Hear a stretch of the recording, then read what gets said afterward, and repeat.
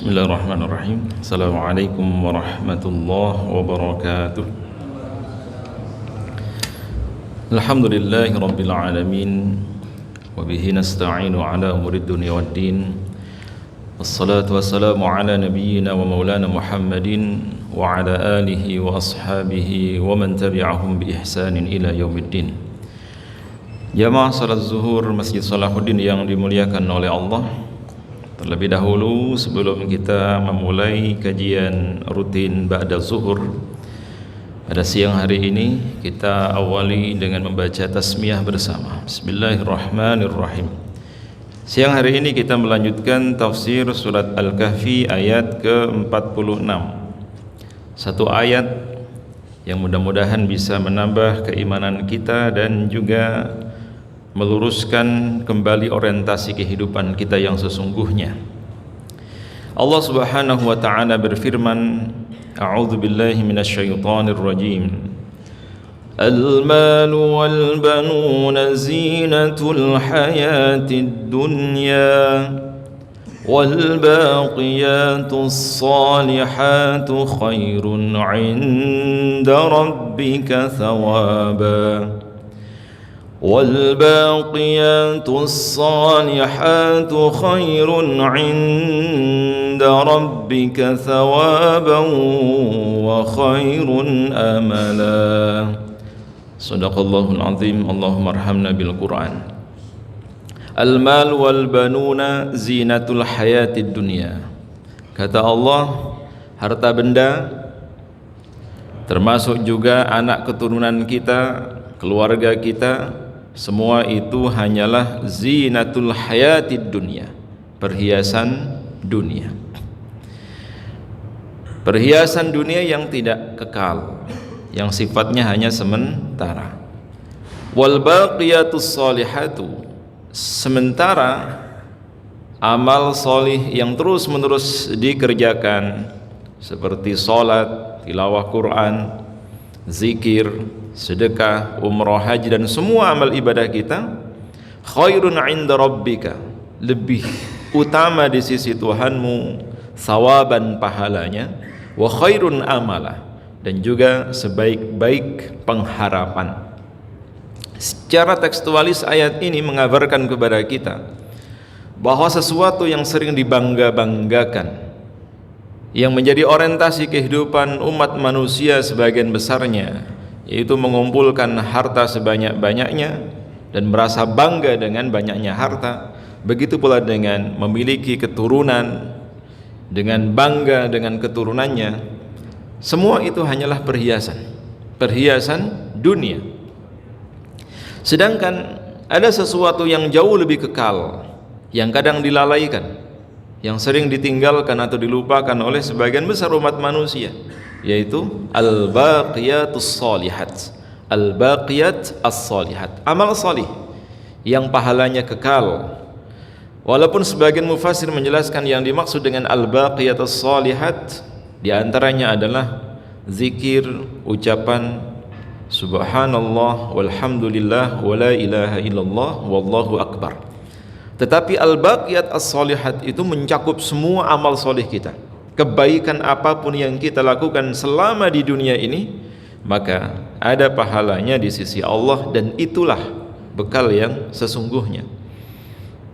Namun demikian ayat ini tidak mendikotomi, bukan lantas kita meninggalkan dunia atau menelantarkan anak-anak kita, bukan. Ayat ini mendudukkan dunia pada tempatnya. Begitu pula dengan keluarga. Karena keduanya, dunia termasuk juga keluarga dan segala macam aksesorisnya, itu bisa menjadi jalan atau wasilah kita untuk semakin mendekatkan diri kita kepada Allah. Kalau kita dikaruniai oleh Allah anak yang solih, anak yang patuh kepada orang tua, anak yang taat kepada Allah, anak yang bisa ngaji, bisa baca Quran, tidak usah disuruh sholat, otomatis begitu mendengar kumandang adzan dia bergegas ke masjid untuk melaksanakan sholat. Hati orang tua mana yang tidak suka? Itu bisa menjadi al-baqiyat as-salihat. Bukan kemudian kalau begitu nggak usah punya anak, bukan. Islam meluruskan persepsi sebagian besar orang yang salah di dalam memahami anak seolah-olah memang kata Al-Quran harta kemudian juga keluarga adalah fitnah. Betul, keduanya adalah fitnah apabila tidak digunakan dalam mendekatkan diri kepada Allah. Tapi kalau harta, begitu pula dengan anak keturunan kita, bisa kita didik dengan baik. Harta pun kita gunakan dengan baik, kita tasarrufkan di jalan Allah, kita sedekahkan, kita bantu sesama, kita santuni anak-anak yatim, fakir miskin. Itu menjadi al-baqiyat as-salihat. Jadi ayat ini bukan memisahkan antara dunia dengan agama. Bukan berarti kemudian setelah kita mengkaji ayat ini orang Islam gak usah ngurusi dunia, gak usah ngurusi keluarga, wis pokoknya fokus di masjid, sholat 5 waktu, tidak pernah keluar dari masjid. Bukan, melainkan menjaga keseimbangan antara dunia dan akhirat, karena keduanya penting. Jika dunia ini bisa menjadi sarana untuk mendekatkan diri kepada Allah, maka itu luar biasa. Kita bisa umroh, kita bisa haji, kita bisa bangun masjid, kita bisa membangun panti asuhan, madrasah, sekolah tahfiz, kita bisa membahagiakan anak-anak yatim. Salah satunya adalah dengan harta. Maka bukan salah hartanya sehingga harus kita tinggalkan, tapi cara mengelolanya, cara mentasarufkannya, termasuk input dan outputnya. Maka kenapa ada ayat ini? Salah satu sebab turunnya ayat ini adalah dahulu orang-orang kafir Mekah, namanya orang kafir. Orang-orang kafir Mekah itu pada membangga-banggakan harta dan juga anak keturunan mereka. Dengan bangganya mereka menghina, membuli kalau sekarang orang-orang muslim yang miskin, membuli mereka orang-orang muslim yang mandul. Mereka menjadikan dunia itu sebagai tolok ukur. Nek wong suksesku ya sugih. Kalau orang sukses itu punya anak banyak, itu parameter kesuksesan menurut orang-orang kafir musyrik Mekah saat itu. Sementara saat itu umat Islam memang dalam kondisi yang memprihatinkan. Lawang diboikot sana sini, dipersekusi sana sini, tidak mendapatkan hak, baik itu hak ekonomi, hak politik, termasuk kebebasan. Sehingga umat Islam kebanyakan saat itu melarat, kebanyakan saat itu miskin, dan itu menjadi bulan-bulanan orang-orang kafir Quraisy. Kayaknya kejadian ini tidak jauh beda dengan sekarang. Jadi dunia itu memang berputar begitu seterusnya. Oleh karena itu kita tidak boleh ikut-ikutan pola pikirnya sama dengan orang-orang kafir musyrik. Jangan melihat seseorang dari status sosialnya. Kalau dalam surat Al-Hujurat ayat 13 itu, status umat manusia di mata Allah semua sama. Bukan yang kaya lebih mulia, bukan yang miskin lebih hina, bukan. Tapi kata Allah, inna akramakum indallahi atqakum.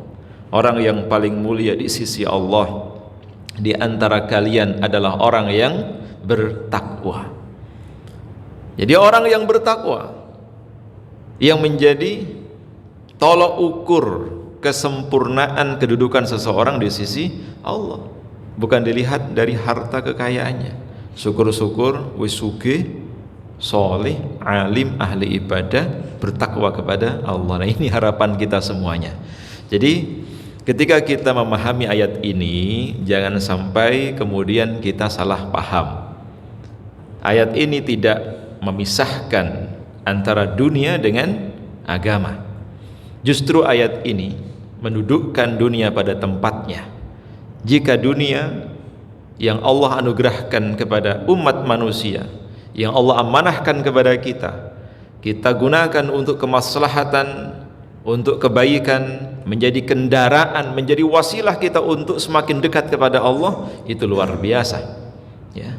Maka sebaik-baik dunia, sebaik-baik harta, kata Nabi, adalah harta atau dunia yang berada di tangan orang yang solih, orang yang baik, orang yang ngerti, paham ilmu agama. Kalau dia diamanahi dunia, pasti dunia itu menjadi hal yang membawa kebaikan.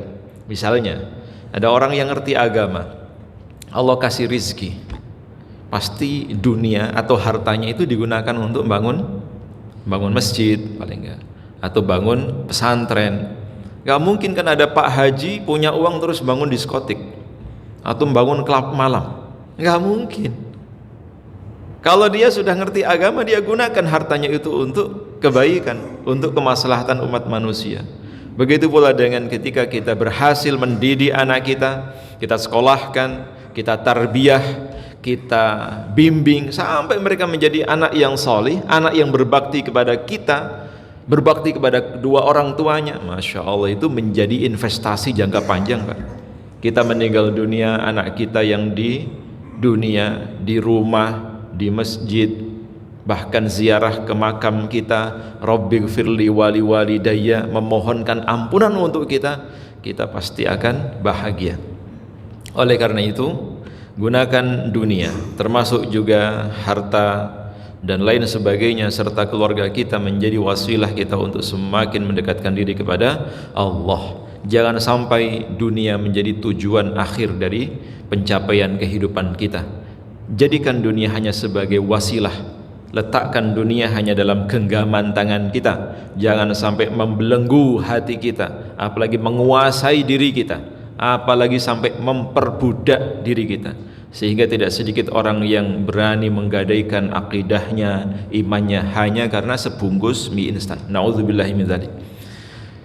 Kalau seandainya kita belum seperti mereka-mereka yang dikaruniai harta kekayaan yang bisa kita gunakan untuk beramal solih, minimal dari diri kita bisa memproduksi amal solih itu. Salah satunya adalah memperbanyak al-baqiyat as-solihat, memperbanyak beribadah kepada Allah.